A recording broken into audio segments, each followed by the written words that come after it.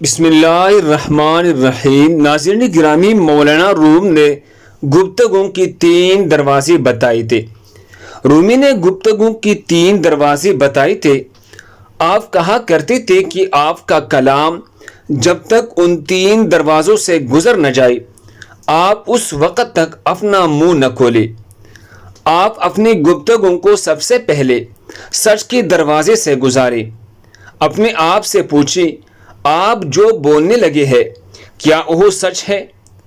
اگر اس کا جواب ہاں آئے تو پھر آپ اس کے بعد اپنے کلام کو اہمیت کے دروازے سے گزارے۔ آپ اپنے آپ سے پوچھیں، آپ جو کہنے جا رہے ہیں کیا وہ ضروری ہے؟ اگر جواب ہاں آئے تو آپ اس کے بعد اپنے کلام کو مہربانی کے دروازے سے گزارے۔ آپ اپنے آپ سے پوچھیں، کیا آپ کے الفاظ نرم اور لہجہ مہربان ہے؟ اگر لفظ نرم اور لہجہ مہربان نہ ہو تو آپ خاموشی اختیار کریں، خواہ آپ کی سینے میں کتنا ہی بڑا سچ کیوں نہ ہو اور آپ کا کلام خواہ کتنا ہی ضروری کیوں نہ ہو۔ مولانا کے ذات میں یہ تینوں دروازے حضرت شمس تبریز نے کھولے تھے۔